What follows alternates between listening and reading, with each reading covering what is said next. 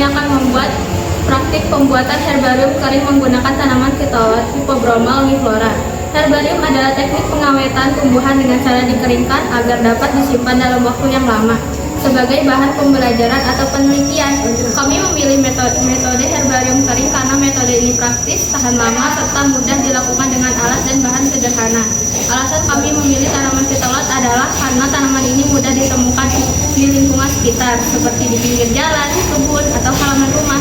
Selain itu, Phytolot juga memiliki berbagai manfaat sebagai tanaman obat tradisional, sehingga menarik untuk dipelajari lebih lanjut.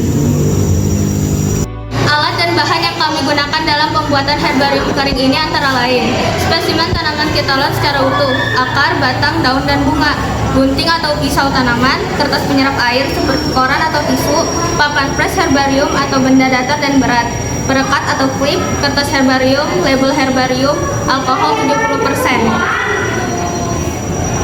Langkah pertama adalah mengambil tanaman Phytolot secara utuh, termasuk akar, batang, daun, dan bunga, agar struktur tanaman dapat diamati dengan lengkap. Selanjutnya, tanaman dibersihkan dari kotoran yang menempel seperti tanah atau debu. Setelah itu, tanaman disusun dengan rapi di atas kertas penyerap air agar bentuknya tetap terlihat jelas.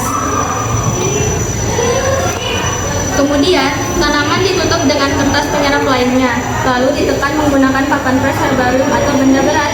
Proses pengepresan ini bertujuan untuk menghilangkan kadar air dalam tanaman. Tanaman dibiarkan selama beberapa hari hingga benar-benar kering.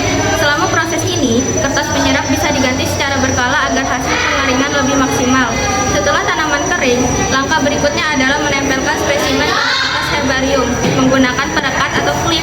Terakhir, diberi label yang berisi nama tanaman, klasifikasi, tempat ditemukan, serta tanggal pengambilan.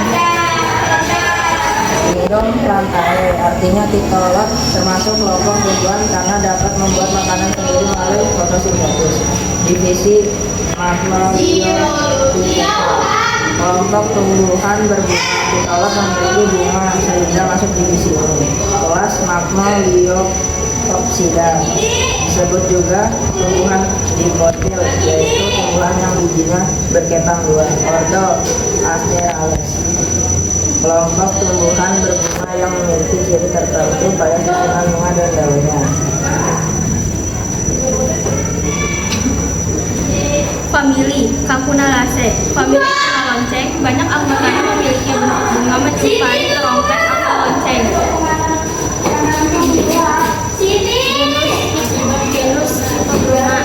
Genus adalah kelompok yang khusus Phytolot memiliki ciri khas tersendiri dibanding tumbuhan lain. Spesies Hippobromo longiflora, nama ilmiah khusus untuk tanaman Phytolot longiflora, dan memiliki bunga panjang. Manfaat dan penutup. Tanaman Phytolot diketahui mengandung senyawa seperti flavonoid dan alkaloid.